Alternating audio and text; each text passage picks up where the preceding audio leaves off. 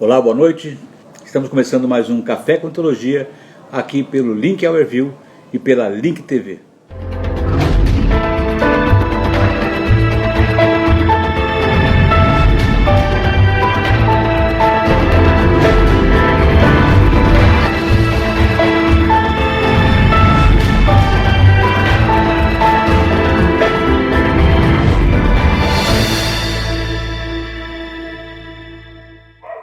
Já está entrando. Aê! E aí, meu querido, tudo bem? Meu grande querido Brian Kibuka.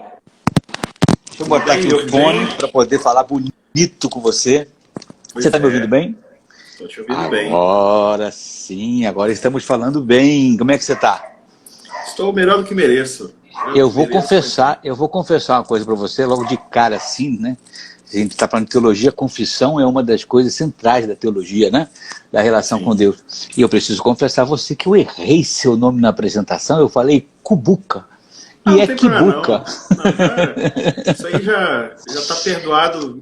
Você deve ter sofrido muito bullying quando criança com esse nome. Não, sofri não.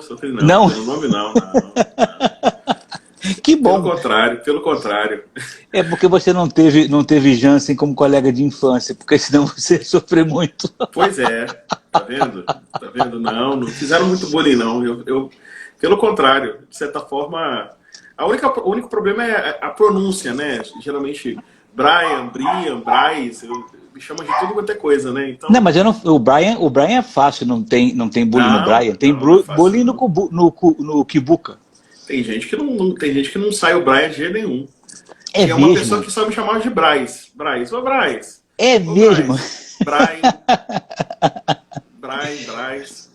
Agora deixa eu fazer um bullying às avessas e dizer para você o seguinte, que você foi extremamente bem recomendado pelo Armandão. Armando é parceiro. Nossa, mas o Armando rasgou de elogios a você. Para as pessoas me indicarem, entendeu? R$500, R$1.000. Aí me Pô, tá caro essa sua propina tá alta, hein? Você pode mandar para mim aqui que eu aceito também. Vou começar a fazer R$500. Ninguém dispensa, não. Agora deixa eu te falar uma coisa. Não é só a indicação dele, não. Eu entrei, recomendado por ele, entrei na live que você estava fazendo pelo Instituto Bíblico da Praia do Canto, se eu não me engano. Sim. E eu acompanhei pelo menos os 45 minutos da live, não deu para me estender muito, porque eu faço muitas lives, eu tive que entrar na minha live. Eu nem lembro, acho que foi na terça-feira ou na quarta, não me lembro bem. E eu fiquei encantado pela maneira com que você estava expondo a sua palestra.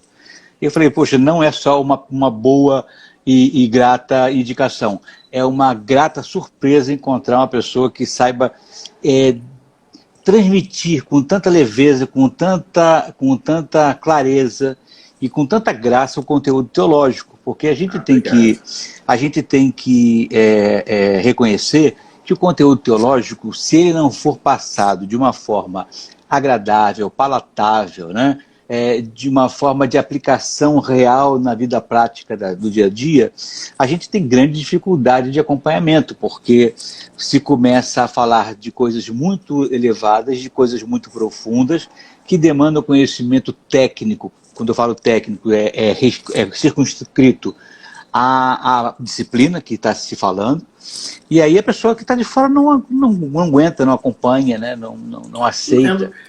Quando a teologia foi se afastando do cotidiano, especialmente na Idade Média, ela foi se afastando das demandas, das necessidades práticas. Foi se clausurando, né? Isso, ela foi se clausurando literalmente, né? Porque nas clausuras mesmo. Teologia da clausura. Chegava a se discutir quantos demônios podiam ocupar a cabeça de um alfinete. Muito bacana. Então, imagina uma coisa dessa. Então, aliás, é uma discussão de extrema pertinência, né? Não, depende para quem, né? Depende. Pro alfinete talvez seja pra costureira, né? Que não vai querer meter a mão em demônio, né? Sabe lá, né? Mas aí a teologia desde então ela é tentada. A grande tentação é dela ser ela passar da tentação para a ostentação. E aí, na ostentação, se criar uma fala de Deus que não transita, né? Uma fala intransitiva. Eu obviamente tive formação regular em teologia e trabalho com formação nesse campo, muito tempo trabalhei, mas acredito que o tempo que eu passei em comunidades muito carentes, com pessoas... Eu comecei a minha carreira e fui para um bairro muito pobre, fui para Marechal Hermes. E ali eu entendi qual era o tom que você podia tratar aquelas questões mais complexas, usar o texto grego, usar o texto hebraico, fazer o trabalho exegético como deve ser, mas fazer aquela ponte. Inclusive, as pessoas não sabem, né? Especialmente quem pessoas de teologia gostam de falar de hermenêutica.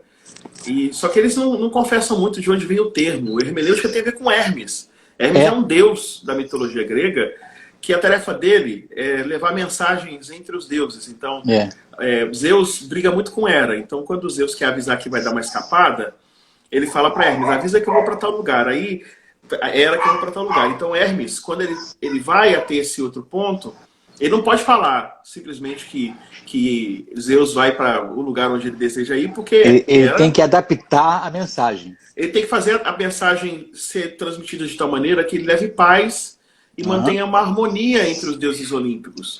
Então daí o verbo hermenem não é só interpretar, não é só transmitir, mas também é transmitir de forma tal que seja adequado tanto para quem faz a mensagem sair, quem pronuncia a mensagem, quanto para quem recebe a mensagem e precisa compreender de forma a manter uma certa ordem nessa sociedade que forma a sociedade dos deuses. Obviamente os cristãos não gostam muito de falar de hermenêutica nessa dinâmica, porque até o nome teologia, a gente está falando de teologia, até o nome teologia era evitado pelos cristãos. Você procura teologia em Agostinho, é doutrina, não é teologia, porque teologia era um nome próprio para dar nome a Homero, a Hesíodo principalmente, ou seja, aqueles que falavam sobre os deuses, e era um nome do mundo não cristão. Então assim, eles rejeitavam, é um nome secular.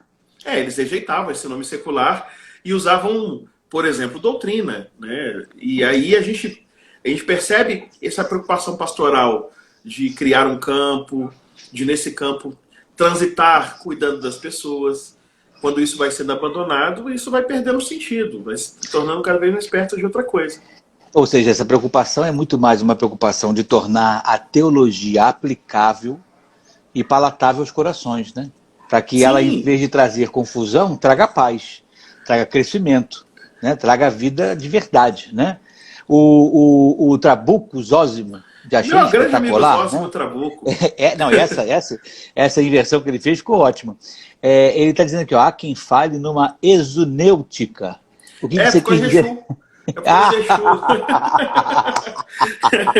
Muito bom. Muito bom, muito bom. Ele é ótimo. O Zósimo Trabuco tem uma capacidade intelectual e um zelo, um cuidado para falar das coisas. Mais uma dessas coisas, né? Ele contribuindo com a gente. Que maravilha. Agora, por que a gente faz isso aqui? Eu acho que eu já te passei antes e vou repetir aqui. O Café com Teologia é exatamente uma série de lives que se pretende a transformar a teologia, que aparentemente é uma coisa muito longe da realidade do cotidiano eclesial, para a vida prática da gente, né? O dia a dia, para a gente pensar teologicamente, ainda que não precise necessariamente da formalidade ou do engessamento das disciplinas teológicas aplicadas, né? Ou aplicáveis dentro do mundo acadêmico. E esse trabalho você fez de uma maneira fantástica naquela apresentação que você estava fazendo. Obrigado. E é como eu e Armando tentamos fazer aqui também todas as semanas. O Café com Teologia já está na 3ª temporada. Então é um trabalho que a gente já traz há bastante tempo. Já é a 2ª temporada com o Armando Ribeiro. O Armandão é meu parceiraço nesse empreendimento. E uma das primeiras coisas que eu queria conversar com você é o seguinte: o tema que a gente pegou, exegese e teologia bíblica, e praticamente já é uma provocação buscando esse binômio, né, de disciplinas. Eu queria perguntar a você o seguinte: nesse momento que nós estamos atravessando agora, que eu percebo, eu faço muitas lives, eu acompanho muitas lives, eu acompanho muita gente falando, eu tenho percebido muito que nós estamos entrando num momento de polarização em todos os campos da ideologia no mundo, né? A polarização está desde a polarização política, passando pela polarização religiosa, pela polarização comportamental, um troço impressionante. E na religiosa, vamos chamar assim de religiosa, não seria o nome exato, mas vou usar esse termo, existe um crescimento muito grande dessa teologia mais acadêmica, mais rebuscada. Ela está crescendo no Brasil, ela está tomando uma forma muito bacana, que nunca teve antes, eu estou achando fantástico. Mas, ao mesmo tempo, existe um processo de autoexclusão desse momento, em que pessoas estão tentando lutar contra essa possibilidade para manter-se à margem de uma teologia mínima que evite o surgimento das heresias, dos movimentos completamente distantes da doutrina cristã propriamente dito. Então, nós estamos vivendo esse momento. Você também percebe isso e se percebe o que, na verdade, está causando isso? O que você imagina que esteja causando esse tipo de polarização dentro da cultura teológica propriamente dita? Ok. Primeiro, eu acho que a polarização talvez seja uma percepção, porque nós costumamos organizar e facilitar a identificação da complexidade da realidade. Geralmente a gente simplifica, e a simplificação talvez mais de oposição mais simples seja um lado e outro lado. Mas sim, eu não acho que a realidade responde a essa compreensão. Eu acho que nós temos, mesmo que nós tenhamos alinhamentos em oposição, nós temos várias gradações. Então nós temos a diversidade é o que marca a humanidade, a sociedade humana sempre foi assim e sempre será.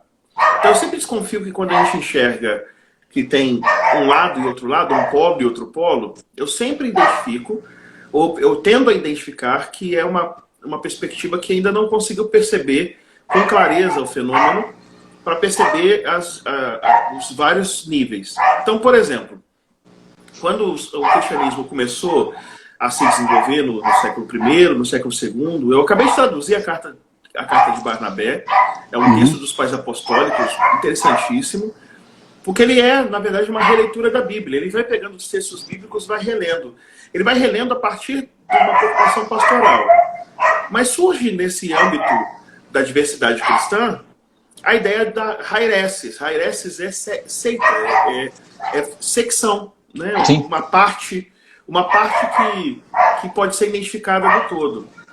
Essa ideia de entender que essa parte é uma parte que de alguma maneira se desprende da onde vem a nossa ideia de heresia, eu acho que ela é a partir de um lugar hegemônico.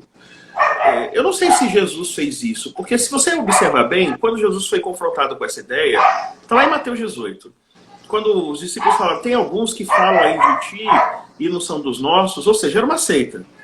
E ele fala assim, aquele que não é por nós, contra nós, é por nós.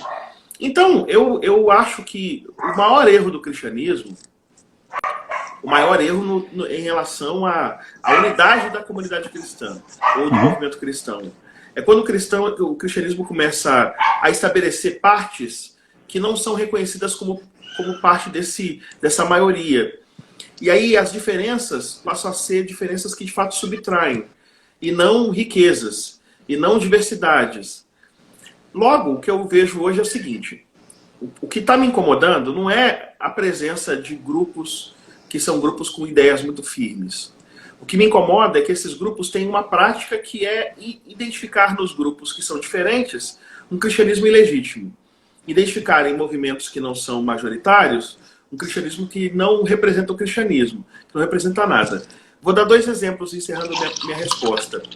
O primeiro exemplo é quando aparece um movimento ou aparece alguma pessoa que tem algum tipo de potência, usa-se o argumento ad hominem, ou seja, a ideia de que você chegou agora, o argumento do tempo, porque o tempo é uma coisa não transitiva. Se eu tiver uma experiência de 50 anos numa determinada atividade e o outro tiver de 5 anos, ele sempre terá menos experiência do que eu, então é uma forma de discriminar, dizendo do tempo. Chegou agora, ou então... Está querendo sentar na janela? Isso. E uma segunda maneira é a ideia de que, se você não se alinhar, por exemplo, politicamente com um determinado indivíduo, você não deve ser um cristão legítimo. Esse segundo, que é o mais comum hoje em dia, ou seja, se nós não apoiamos o movimento tal e o movimento tal, o nosso cristianismo não é legítimo, e não sendo legítimo, nós ficaremos sob suspeita e a nossa fala vai ser uma fala colocada em parênteses. Cultura do cancelamento, né? É a cultura que essa cultura do cancelamento.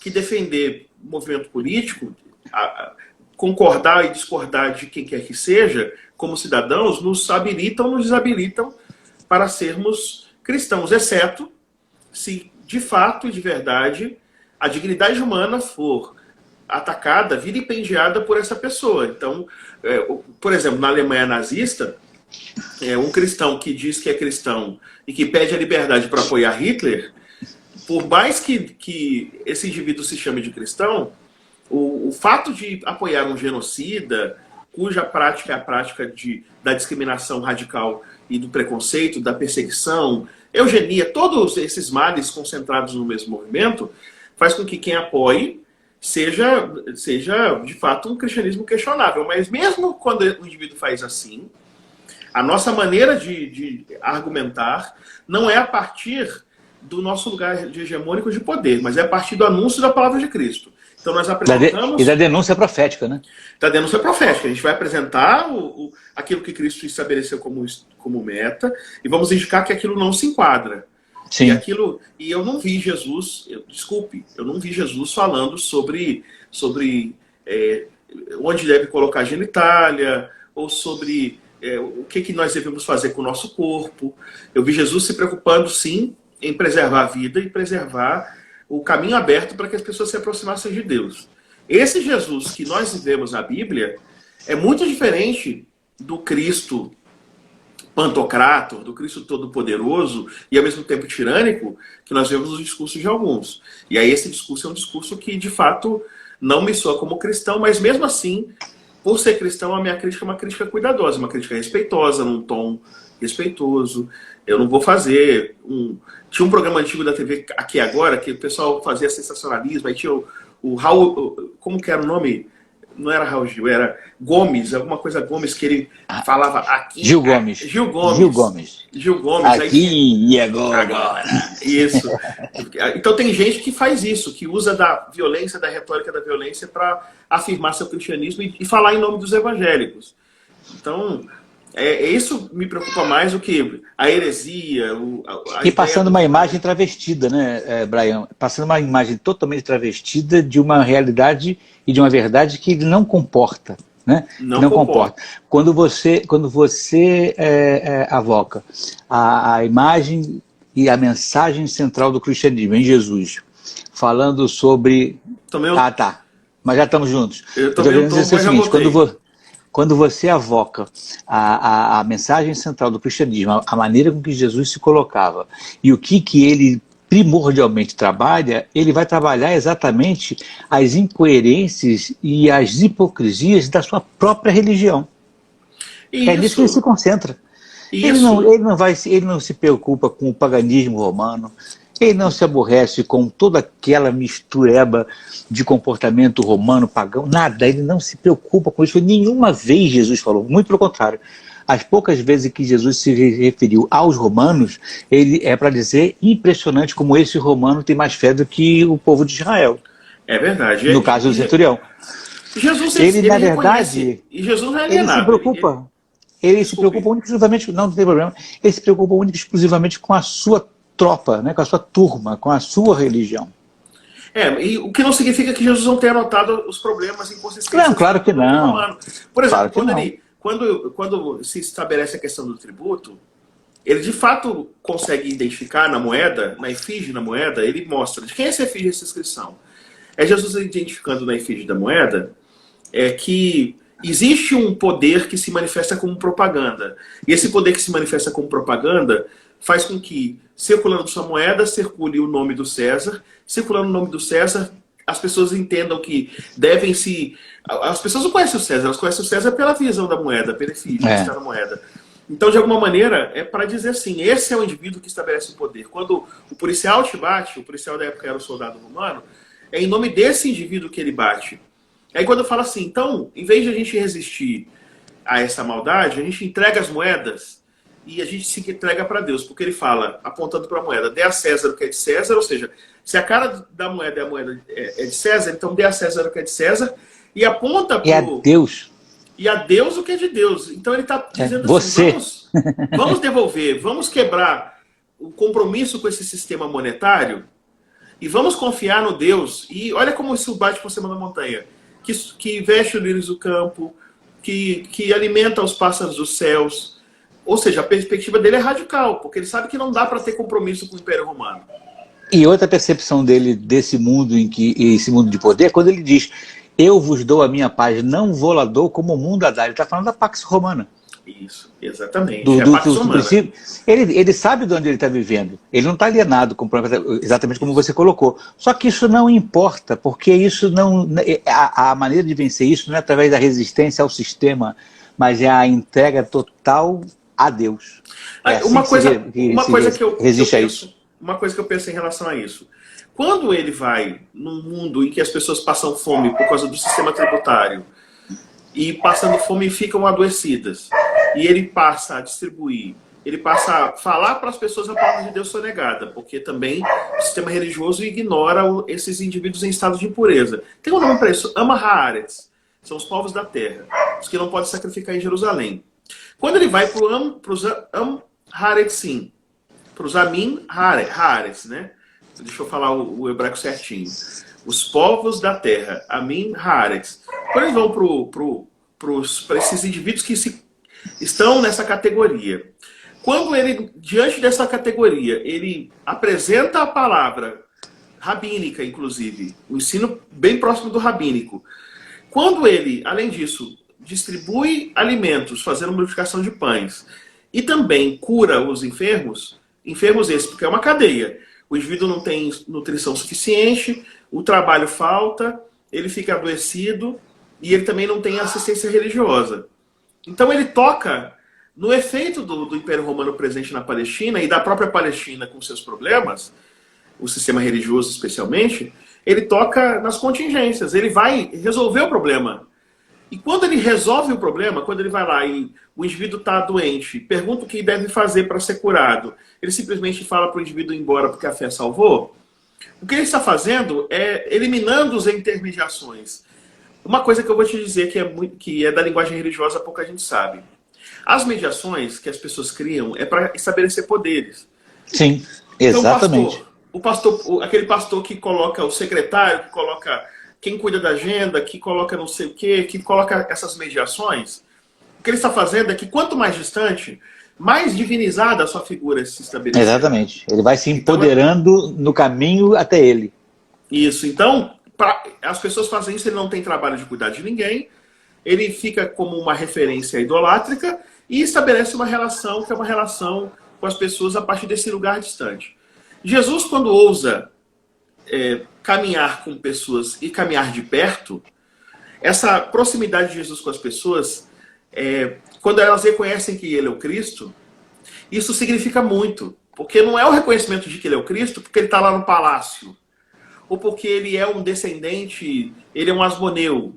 Porque ele é o Cristo e está aqui. É porque ele se tabernaculou, ele está ali diante deles, eles veem o dia a dia dele, veem como ele fala, veem que... Ele até fala, há tanto tempo estou convosco e vocês perguntam, mostra-nos o Pai. Ou seja, a manifestação do testemunho... parte que vocês não entenderam. O testemunho dele, de vida, faz com que não haja alternativa a não ser entenderem que ele é o Cristo, por causa da generosidade do amor que ele manifesta. E Fantástico. Ele manifesta um amor de um Deus, que é um Deus que também não se enclausura, é o Deus que se aproxima. É o Pai Nosso. Né? Isso é uma coisa muito difícil de conceber naquele mundo. Alguém poder dizer pai, chamar Deus de Pai e ainda falar que Pai é o Pai da coletividade. É nosso. É o Pai da não é só Deus. Sim. Muito legal. Agora, foi muito boa a sua resposta, porque eu vou pegar na esteira dela, vou pegar gancho, para dizer o seguinte, quando a gente fala em exegese, todo mundo sempre acha que nós estamos falando de algo que não nos toca diretamente. Vou trazer a pergunta um pouco mais para trás ainda. Muita gente tem a concepção de que teologia, e escutei isso inclusive hoje, em uma live, que teologia pode afastar a pessoa de Deus em vez de aproximá-la. E a exegese é um tipo de rebuscamento, de filigrana do conhecimento, que na verdade não traz nenhum pragmatismo, nenhum resultado venal na vida e no comportamento da pessoa.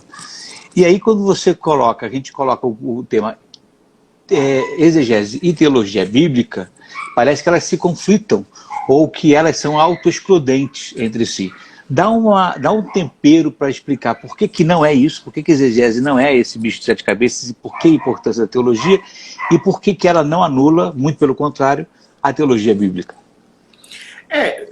Há sim exegeses e há também teologias bíblicas que podem fazer um estrago muito grande na forma como a pessoa compreende Deus, porque ela pode... É possível, falando de Deus, falar tanto de coisas que não correspondem a ele, que a pessoa, na verdade, fica mais distante.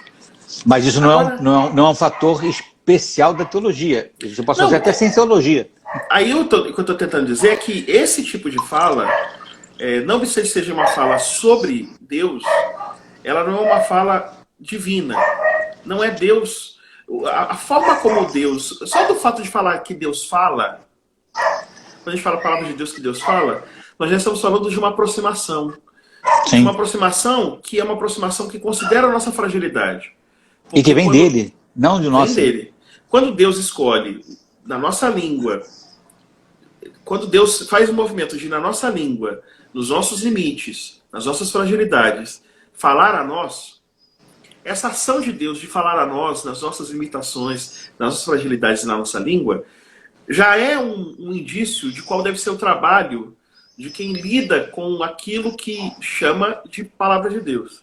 Sim. Se a palavra de Deus não pode ser compreendida porque ela utiliza uma linguagem hermética, uma linguagem fechada em si mesma, essa palavra de Deus ela não pode ser chamada de palavra divina, porque o Deus que fala a nós é o Deus que se dá a conhecer. Se fala abertamente. Então, uma teologia bíblica, né, uma teologia que se manifesta a partir de uma biblioteca, para mim, porque Bíblia é biblioteca, né?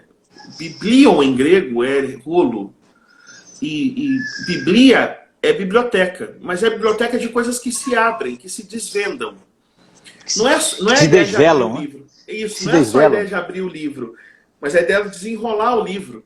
Logo, quando Deus resolve fazer muitos conhecimentos, é o que Paulo vai chamar de multiforme sabedoria, múltiplos conhecimentos com diversos gêneros literários, com diversos autores diferentes, e não só faz isso, mas faz isso na nossa língua, numa linguagem que nós podemos compreender, o teólogo, ou o exegeta, que quebra esse pacto, ele, na verdade, ele pode estar fazendo exegese do que for, mas não é da palavra divina. A palavra divina, ela precisa ser dita de tal maneira que considere ou emule, repita, imite aquilo que o próprio Deus fez por nós, que é se aproximar de nós e falar conosco.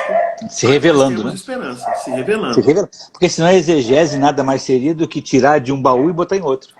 Isso. E quando a pessoa fala de exegese como a técnica para interpretar e extrair conteúdos do texto, ou seja, o texto, aquela coisa que tem uma verdade, e essa verdade precisa ser extraída dali e comunicada.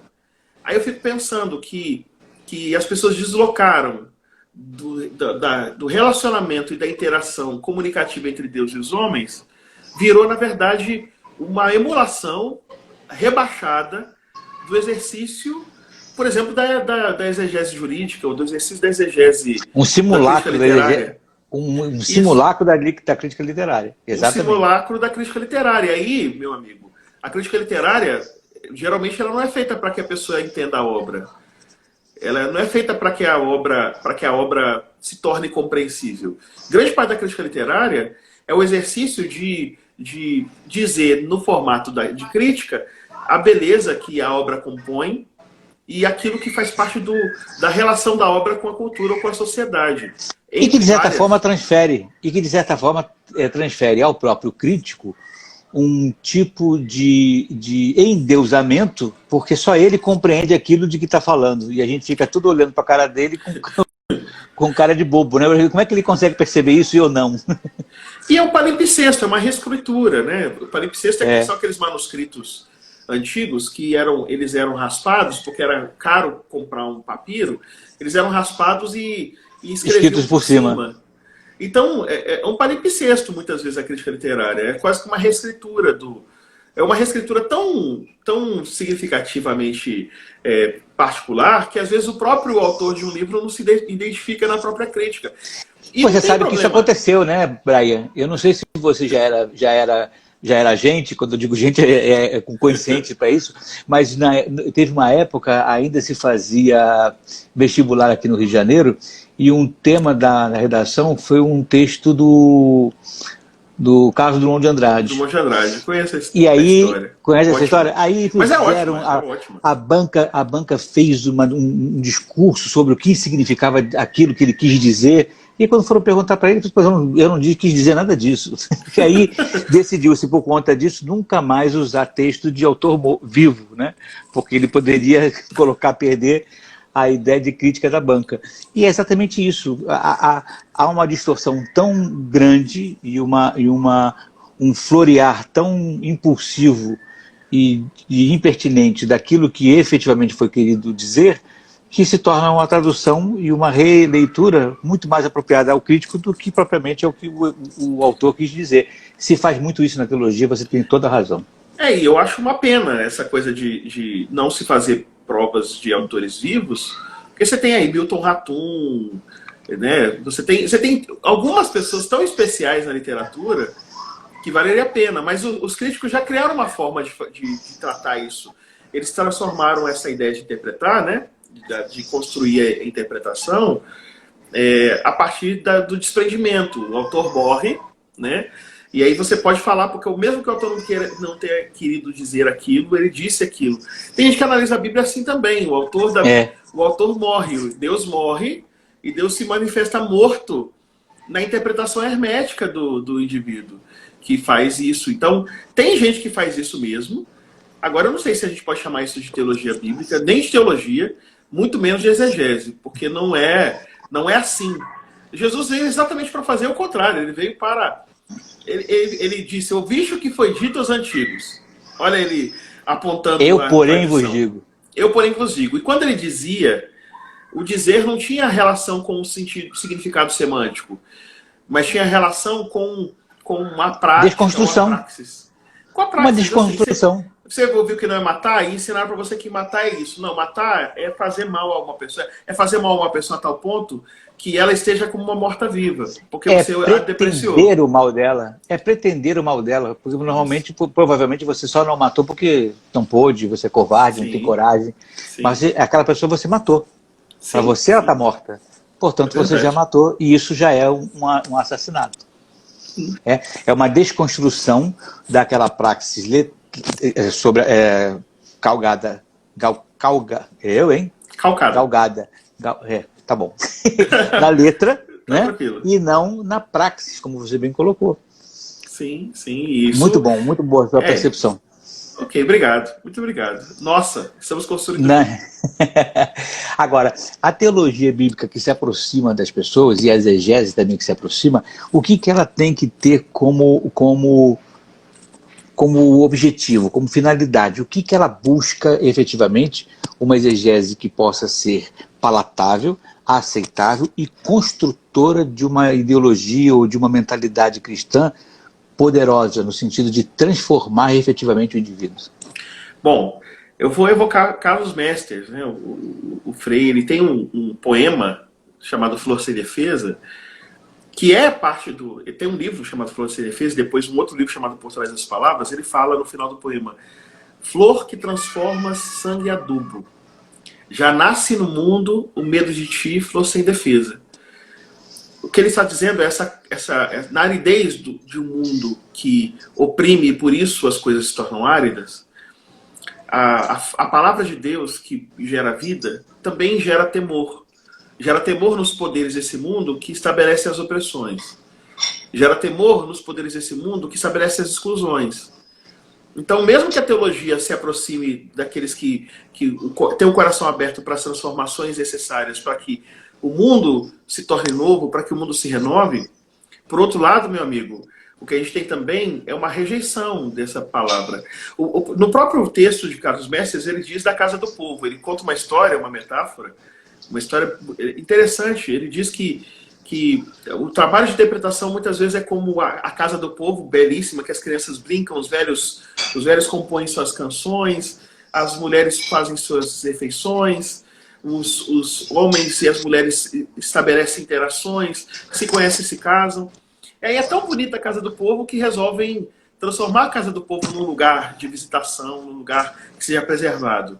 Aí pedem para o povo sair, trazem os especialistas para colocarem os painéis, trazem especialistas para estabelecer, contar a história da casa do povo, para recolher as artes do povo e colocar de forma organizada para que fique no formato de museu. E na inauguração, quando chamam o povo para encontrar essa casa, quando o povo entra lá, diz assim que o povo não reconhece mais que aquela casa era a casa dele.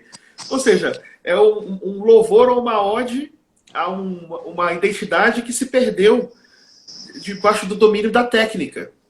Então, a forma de construir e de a palavra de Deus fazer a transformação nesse mundo que precisa fazer, não é submeter a palavra de Deus à técnica, mas é fazer com que a palavra de Deus seja a parceira dos angustiados, dos oprimidos, dos pobres, dos violados. Deixa que ela fale sozinha, né?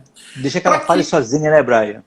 Porque falando sozinha, no sentido de sem a interferência dos poderes hegemônicos desse mundo, ela se torna parceira de quem quiser lançar mão dela para se manifestar. E a palavra faz com que se reconheça como divina a minha própria fala, a sua própria fala, quando essa fala consegue repetir e praticar o amor, consegue repetir e praticar a misericórdia, consegue repetir e praticar a solidariedade. Aí nossa palavra passa a ser uma palavra que está afinada com a palavra divina. É uma grande sinfonia com esses sons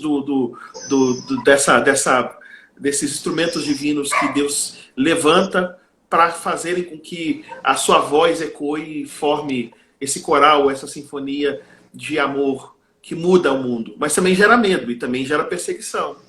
E essa perseguição e esse medo acompanham. Não podemos esquecer disso. Muito bom. Agora, dentro do processo exegético, a gente faz sempre muito, e você fez até aí durante uma dessas explicações, o uso da origem, ou seja, do grego, ou seja, do hebraico, né? Línguas em que tanto o Antigo quanto o Novo Testamento foram escritos, respectivamente. Tem muita gente que tem horror ao fato de irmos buscar o entendimento original no hebraico ou no grego para fazer a aproximação do sentido original daquele texto ou mesmo a ambiência cultural em que aquele texto foi escrito, para que se perceba exatamente qual é o sentido original, que não necessariamente esteja fechado e guardado no tempo, mas que foi aquele prioritário, aquele primordial, propriamente dito. A partir dali você pode fazer diversas aplicações e diversas alusões. Esse horror, você entende, que é mais por conta de uma falta de popularização desta prática da ida aos originais, me referi ao texto original na língua original, ou porque isso dá, na verdade, a quem evoca esse conhecimento, um sentido de poder que o separa e faz com que as pessoas se afastem dessa compreensão.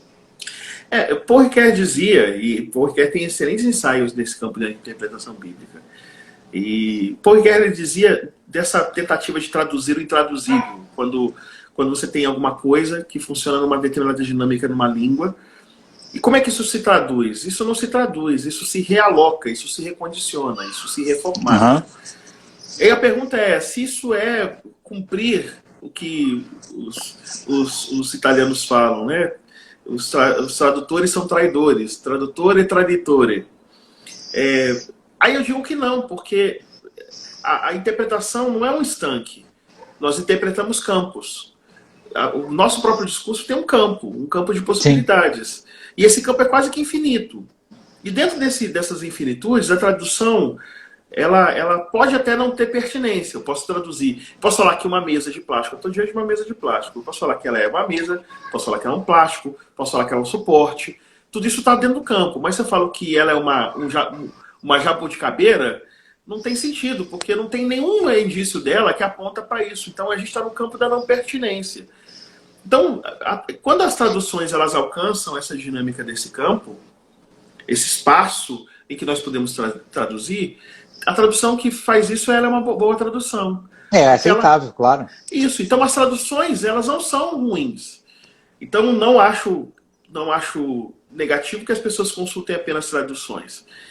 Mas se nós podemos ter mais do que a tradução, se alguém se imbui da tarefa de avançar para a linha da tradução, para analisar o texto e ousar entrar nesse outro mundo, que é um mundo que funciona diferente, com vocabulário diferente, com estruturas linguísticas diferentes, com funcionalidades diferentes.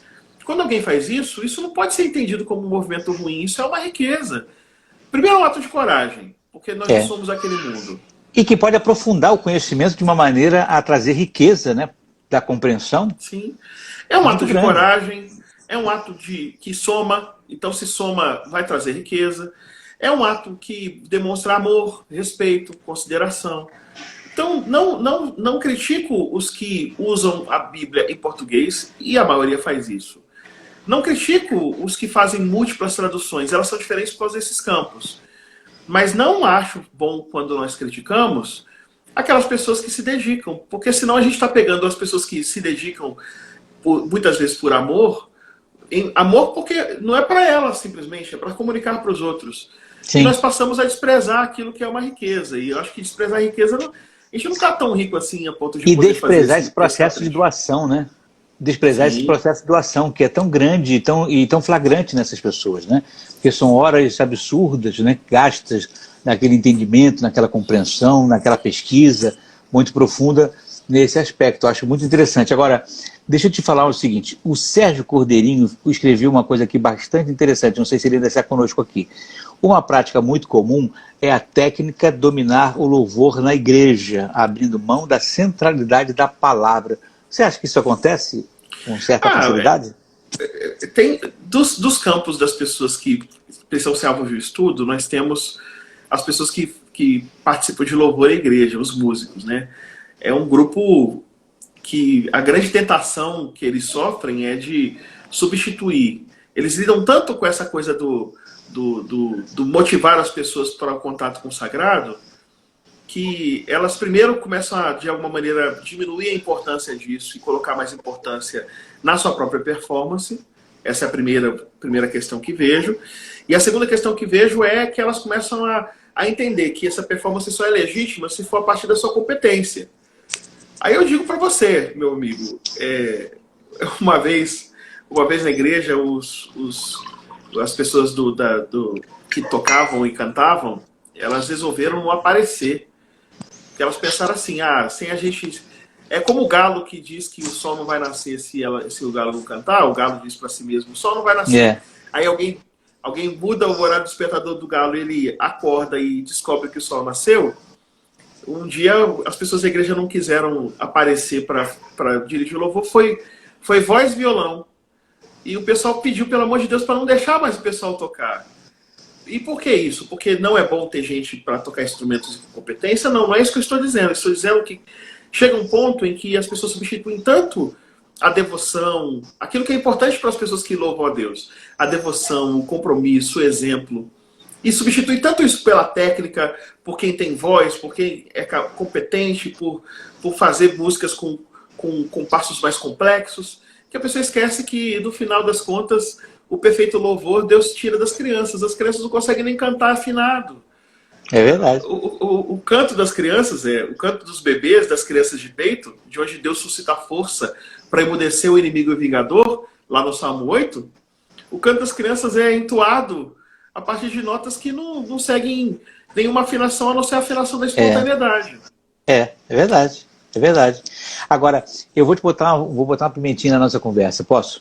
Claro. Quando você fez essa comparação agora, E somando aquilo que nós falamos anteriormente sobre a busca exagerada de um conceito hermético daquilo que se pesquisa, de uma certa forma, tanto na música quanto na exegese, o que acaba causando um isolamento desse conceito de estudo ou da performance musical é a vaidade de quem o realiza. Sim. Na verdade, a vaidade acaba atingindo o exegeta, acaba atingindo o músico performático, como atingiu no passado os escribas e fariseus, que entenderam que determinado rigor à letra era mais importante do que a essência do que queria dizer cada uma daquelas palavras, né? Se você lembrar que existia um conceito de senso comum, que o judeu comprava várias casas para que ele pudesse continuar andando, porque afinal de contas ele está a tanto espaço da casa dele, é uma burla que ele está fazendo ao conhecimento que ele tem do texto bíblico, única e exclusivamente para continuar fazendo aquilo que bem ele entende, mas mantendo a vaidade de ser um cara sem dolo, ou melhor, não sem dolo, mas não fraudulento no conceito da lei. Sim, eu concordo. Eu quero, antes mesmo de falar sobre isso diretamente, dizer que o desprezo por quem se dedica e ama e por isso se dedica, também é vaidade. Né? Também, muita. Também é vaidade. E isso é muito comum. A pessoa que você não precisa nem fazer nada, você não precisa nem abrir a boca. A pessoa já despreza você e te tem como vaidoso, como arrogante, só por você ter se dedicado. Isso é uma coisa muito mais incomum, claro. Te rotula, né? Te rotula, existe. Bota logo um rótulo e acabou o assunto. Mas tirando esse aspecto menor, eu digo para ti que o segredo para não... Um dos segredos para não cair nesse buraco, para mim é um buraco grave, né? O camarada dificilmente sai dele. É ser surpreendido sempre, é ter relações tão ricas que nós somos surpreendidos com conhecimentos que procedem das fontes mais diversas e fontes inusitadas. Você às vezes estuda anos e anos numa academia, numa universidade. Eu fiz um percurso acadêmico, intelectual, que eu estudei aqui, eu estudei no exterior, eu não fiz uma graduação só, eu não fiz um mestrado só. Só que tem coisas que eu consigo perceber que são riquezas muito significativas para mim e que a fonte nunca saiu nem da cidade. Nunca saiu da cidade para ir para uma cidade vizinha. Gente que não conseguiu frequentar uma escola por muito tempo. Porque a riqueza do conhecer não passa apenas pela intelectualidade, pela educação formal. Passa também pela sensibilidade, pela observação, pela sensibilidade de notar estados de espírito. Eu pergunto para ti, na hora que alguém está desesperado a ponto de querer se matar e ninguém o nota, e ser notado faz diferença para que a pessoa tenha uma ajuda. O que é melhor? O melhor é ter formação de doutor em psicologia, ou o melhor é o indivíduo ser um psiquiatra que tem doutorado em psiquiatria, ou melhor é ser alguém que, por ser uma pessoa sensível, nota que a pessoa está triste e pergunta: por que você está triste? Não fica assim, não. O que aproxima mais? O que torna... Eu não estou desprezando quem faz doutorado em psicologia e psiquiatria. Só estou tentando dizer que para resolver as grandes questões da vida, muitas vezes esse conhecimento técnico não é o conhecimento técnico da técnica escolar, ele não é suficiente nem satisfatório. E a gente tem que perceber isso e se abrir logo para perceber que isso é uma realidade. Ou seja, aquilo que não puder ser enriquecido para transformar você em uma pessoa melhor, não vale absolutamente nada. Isso. Se você buscar um conhecimento acadêmico, um academicismo profundo, mas isso não contribuir para que você seja ainda melhor do que você é, isso não lhe serviu de nada, porque não vai transformar em vida. Não vai transformar você numa pessoa capaz de matriciar Deus em você, no seu comportamento, nas suas atitudes, na forma com que você se doa a quem quer que seja. Então, tanto a exegese quanto a teologia bíblica, tanto o rebuscar de uma técnica quanto de outra, precisa ter como horizonte primordial tornar você melhor, mais acolhedor e mais doador de si mesmo para o outro. O grande desafio, né? Viver em direção ao outro. Essa na verdade, a função primordial da vida da gente. Sim, concordo plenamente. Olha, a Márcia, inclusive, colocou isso, olha que bacana, ó. A Márcia aqui colocando, o melhor é ter empatia com o outro. Isso. É perfeito, Márcia, é exatamente isso. Porque nada vai funcionar, a teologia não tem sentido, a exegese não tem sentido, a performance no louvor não tem sentido, se não trouxer a pessoa paz, acolhimento e integração com você e Deus, e você e ele. Precisa existir isso, porque senão nós vamos estar falando daquilo que não importa. Você sabe que há umas 2 ou 3 semanas, aproximadamente, eu ouvi uma mensagem falando sobre a questão do trabalho, né? E, inclusive, um dos grandes professores que eu tive na minha formação, pastor Valdir Ribeiro Soares, ele diz o seguinte, que pode ser que a gente trabalhe muito, pode ser que a gente se esfalfe no labor teológico, eclesial e tudo mais. E no final das contas, ser chamado de inútil. Não só porque não fez além do que precisava, como não fez o que era necessário. Porque a gente corre muito risco de estar fazendo coisas e elaborando muito naquilo que não leva à vida. E o que não leva à vida não tem importância alguma. Eu fiquei com aquilo tanto tempo na cabeça, Brian, ruminando aqui, né? Por que eu estou te dizendo isso? Porque eu faço aqui, eu estou aqui numa live, daqui a pouco eu vou entrar em outra, eu faço 2, 3 lives por dia, de segunda a sexta, eu tenho o portal, eu tenho o blog, eu tenho a rádio, eu tenho a minha TV de streaming, e às vezes você fica pensando o seguinte, está funcionando para alguma coisa? Está sendo relevante para alguém? Graças a Deus a gente tem esses feedbacks. Volta e meia tem alguém que entra e diz assim, olha, valeu, poxa, fez a diferença. Se eu terminar tudo, encerrar tudo agora e morrer, bom, já servi para alguma coisa. Já valeu a pena ter existido. Mas tem muita gente que faz nisso tudo e não consegue parar para ter esse retorno, essa recompensa. Então é muito importante que a gente entenda o seguinte, vamos trabalhar para aquilo que efetivamente importa, né? E é por isso que a gente tenta trazer essas pessoas assim como você, que tem um conhecimento muito grande, flagrante o seu conhecimento, é muito bacana, mas você percebe também que esse conhecimento é colocado à disposição dos outros, né? Você franquia a quem quer que seja, sem nenhum tipo de ostentação, sem nenhum tipo de barganha. Tem gente que faz isso também, né? Tem conhecimento e vende caro o conhecimento. A gente pergunta, o miserável demora a responder porque ele quer fazer um passeio a Londres antes de dizer como é que se chega a Ribeirão Preto. Então, essa facilidade que você demonstra, esse carinho de se colocar, isso é matriciar Deus, isso é transformar o seu conhecimento naquilo que é palatável, naquilo que é aceitável, acolhedor e, sobretudo, pode ser base para a transformação de vidas. Então, eu quero te parabenizar, você é muito inteligente nesse aspecto e muito emocionalmente inteligente, que é muito importante também. Muito obrigado pelo carinho, a gente está aqui para servir mesmo. Foi uma grande alegria ter trazido você para conversar com a gente. Eu, se você me permitir, vou fazer isso mais vezes, porque é muito difícil a gente encontrar alguém que consiga tornar a teologia tão fácil, tão simples, tão facilmente entendível como você fez. Foi uma noite maravilhosa e um encontro prazerosíssimo. Obrigado pelo teu carinho, pela tua generosidade. E quero agradecer a quem nos acompanhou até agora aqui.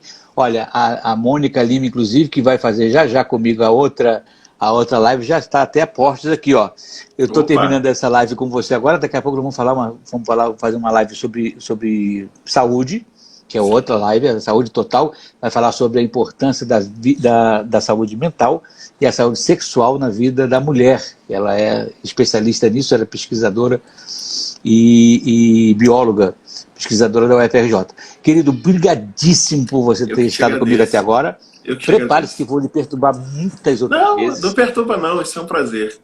Prazer teu, eu te amei. Então agora vou trazer você muitas vezes para cá, tá bom? Muito obrigado, querido. Obrigado, agradeço a tua família aí por disponibilizar de você para esse papo e a gente se vê mais uma vez em breve, se Deus quiser. Até breve, até breve. Tchau, querido. Tchau. Tchau.